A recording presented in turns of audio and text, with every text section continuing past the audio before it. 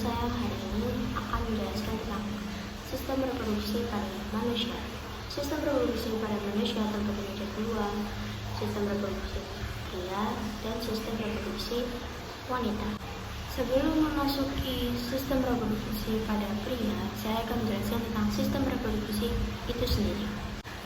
Sistem reproduksi adalah sistem yang menghasilkan gamet jantan atau betina agar makhluk hidup dapat menghasilkan keturunan berikutnya melalui fertilisasi. Sistem reproduksi pada pria terbagi menjadi dua bagian. Yang pertama bagian dalam dan bagian luar. Sistem reproduksi pria bagian dalam yang pertama ada testis. Testis atau buah zakar adalah gonad pria yang menghasilkan sperma dan hormon pada pria. Terdiri dari tubulus seminiferus, saluran berkelok-kelok yang menghasilkan sel sperma.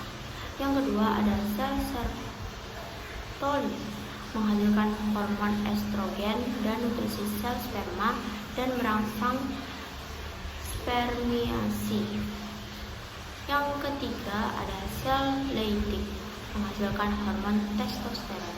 Yang kedua ada epididymis, adalah saluran berkelok-kelok, tempat pematangan dan penyimpanan sementara sel sperma yang sebelum dikeluarkan. Yang ketiga ada vas deferens, adalah saluran lurus yang berujung pada kelenjar prostat, berfungsi menyalurkan sperma menuju kelenjar vesicula seminalis. Kelenjar kelamin. Kelenjar kelamin terbagi menjadi tiga baris. Yang pertama ada kelenjar vesicula seminalis, kelenjar prostat, dan kelenjar vulva uretra atau kelenjar koper. Kelenjar vesicula seminalis atau kantung mani berjumlah sepasang dan menghasilkan nutrisi untuk sperma.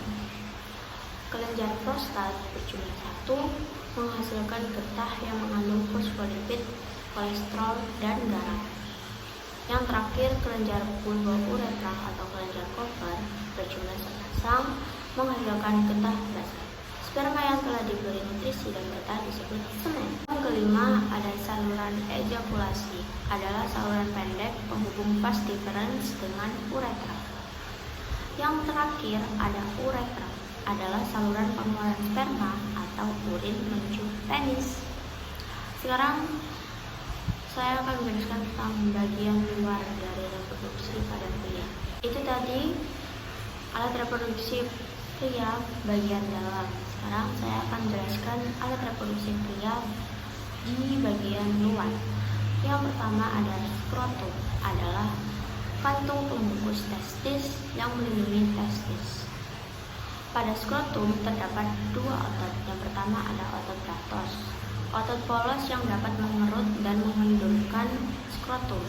Yang kedua ada otot kremaster, otot lurik yang mengatur suhu testis. Yang kedua ada penis, adalah alat kopulasi sperma yang terdiri atas 4 bagian. Yang pertama ada bulbus penis, bagian akar penis. Yang kedua ada corpus penis, jaringan erektil berongga yang mengandung pembuluh darah dan saraf. Yang ketiga ada glans penis, bagian kepala penis. Yang keempat ada preputium, kulit pelindung kepala penis yang dipotong sewaktu sirkumsisi. Yang ketiga, proses pembentukan sel kelamin atau gametogenesis. Proses gametogenesis terbagi menjadi dua. Yang pertama ada spermatogenesis dan oogenesis. Spermatogenesis adalah proses pembentukan spermatozoa atau gamet jantan oleh testis. Tahap spermatogenesis yang pertama ada spermatogenium, spermatosit primer, spermatosit sekunder, kemudian spermatid, kemudian menjadi sel-sel sperma. Yang kedua, saya akan menjelaskan tentang sistem reproduksi pada wanita. Sistem reproduksi pada wanita terbagi menjadi dua bagian, bagian luar dan bagian dalam. Bagian luar atau disebut vulva, yang pertama ada mons pubis atau bukit Venus, adalah bantalan lemak tempat tumbuhnya rambut pubis. Yang kedua ada labium mayora dan labium minora, adalah lipatan besar yang di dalamnya terdapat lipatan kecil yang melindungi vagina. Yang ketiga ada klitoris, adalah tonjolan kecil di atas labium yang mengandung jaringan erektil seperti penis. Yang keempat ada himen atau selaput darah, adalah selaput yang melindungi vagina dan mengandung banyak pembuluh darah. Saya akan menjelaskan bagian dalam dari sistem reproduksi wanita. Yang pertama ada ovarium atau indung telur, adalah gonad wanita yang menghasilkan ovum dan hormon pada wanita. Dalam ovarium terdapat struktur folikel cangkang yang melindungi ovum. Yang kedua, fimbriae, adalah jumlah yang menangkap ovum dari ovarium menuju pangkal oviduk yang disebut infundibulum. Yang ketiga, ada oviduk atau tuba fallopi, adalah saluran penghubung ovarium dan uterus. Fertilisasi terjadi pada sepertiga awal oviduk. Yang keempat, ada uterus atau rahim, adalah tempat berkembangnya zigot menjadi bayi. Dinding uterus tersusun atas otot polos dan endometrium. Yang kelima ada cervix atau leher rahim, adalah corong pembatas uterus dan vagina. Yang keenam ada vagina, adalah lubang populasi yang berhubungan dengan vulva. Pada vagina terdapat selaput yang menghasilkan lendir yang disebut kelenjar Bartholin. Jika ada rangsangan, maka kelenjar ini akan mensekresikan lendir. Di proses pembentukan sel kelamin, tadi kan ada dua. Yang pertama spermatogenesis dan oogenesis. Nah, oogenesis adalah proses pembentukan ovum gamet betina oleh ovarium. Tahap oogenesis yang pertama adalah oogonium dari sel germinal folikel ovarium. Kemudian oosit primer, kemudian oosit sekunder, kemudian ootit. Pembentukan hormon kelamin pada wanita mempengaruhi siklus menstruasi. Yang pertama ada masa praovulasi atau proliferase 7 hari siklus menstruasinya. Yang pertama FSH dan LH mulai dibentuk. Yang kedua FSH meningkat.